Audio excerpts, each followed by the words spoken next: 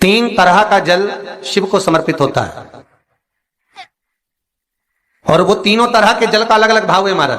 पहला जल सादा, घर से पानी लेकर गए, जल लेकर गए, शंकर को चढ़ाया, वो हमने घर का अपना एड्रेस बता दिया, भगवान शिव को जल चढ़ाकर अपने आनंद के लिए शंकर से कुछ प्राप्त कर लिया। दूसरा जल, जल के कलश में थोड़ा सा इत्र डालकर शंकर को जब समर्पित करते हैं तो महाराज घर में अगर कोई व्यक्ति बहुत रोगीला है, बहुत रोगीला, एक शिव महापुराण में, स्कंद पुराण में, नर्मदा पुराण में, भविष्य पुराण में, अग्नि पुराण में, नारद पुराण में, बरहा पुराण में, वामन पुराण में जितनी चीजें लिखी गई है एक एक प्रैक्टिकल कर कर देखो तो शिव महापुराण, स्कंद पुराण का यह भाव याद करिए कि एक लोटे पानी में इत्र मिलाकर, जल में इत्र मिलाकर, बहुत रोगीला व्यक्ति, बहुत बीमार व्यक्ति है, एक लोटा पानी उसका हाथ का स्पर्श कराकर शंकर को चढ़ाना प्रारंभ कर दीजिए। महाराज केवल 5 या 7 दिन चढ़ाओ और वो 7 दिन के बाद में उस बीमार व्यक्ति का क्रम देखिए कि उसमें कितना आराम लगा है।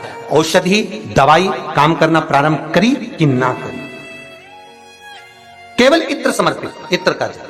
तो पहला जल सादा, दूसरा जल है इत्र का, और महाराज तीसरा जल जो शिव महापुराण के अंतर्गत कहा गया है बेलपत्र का जल। तीसरा जो जल है वो बेलपत्र का जल। बेलपत्र का जल कैसा? तो महाराज शिव महापुराण की कथा कहती है कि जल के पात्र में एक बेलपत्र अंदर डालकर उस जल के पात्र को ले जाकर शिव को समर्पित करना, अर्थात अपनी मन की कामना भगवान शंकर से कह देना, केवल बेलपत्र के माध्यम। बोलना नहीं है हमको कुछ, हमें कुछ कहना नहीं है।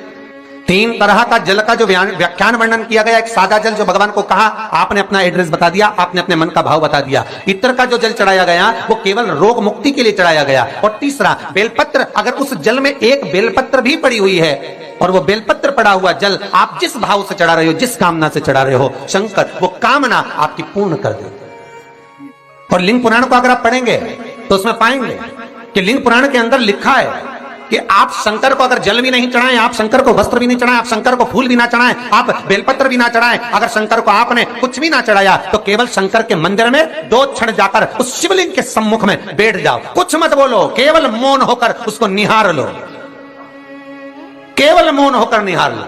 बहुत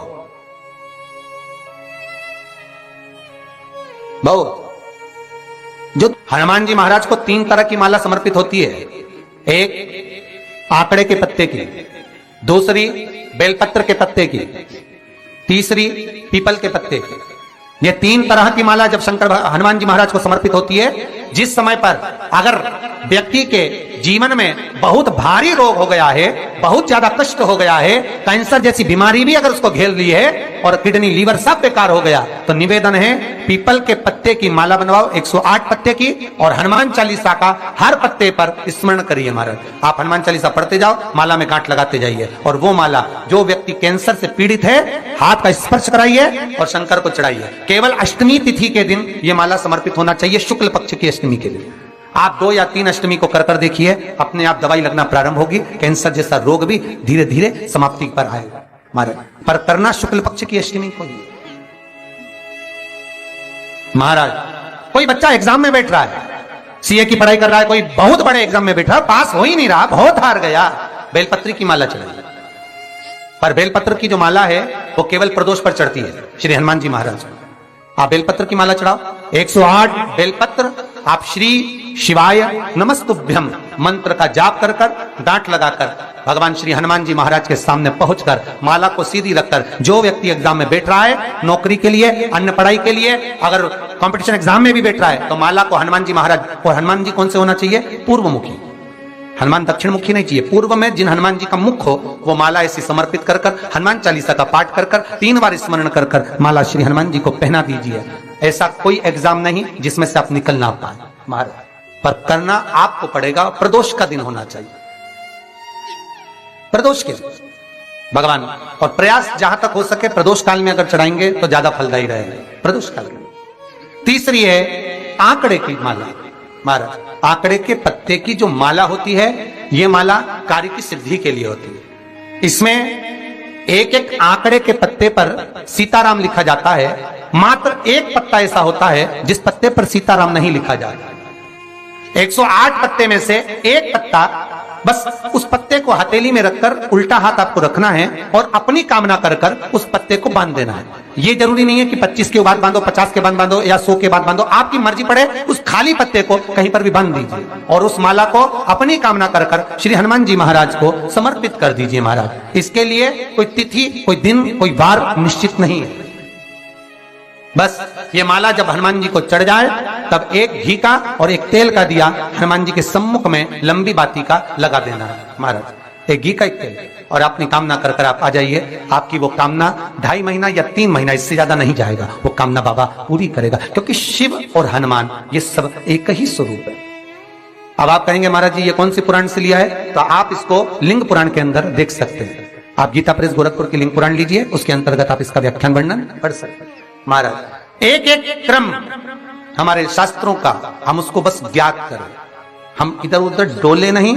हमारी पुराणों में इतने लेख लिखे गए हैं, उसको ही अगर हमने निकाल लिया तो हम जीवन में सुख पा सकते हैं, हम दुखी नहीं हो सकते। मंत्र कौन सा है जो दिया जा रहा है, वो मंत्र कौन सा है जो प्रदान किया जा रहा है?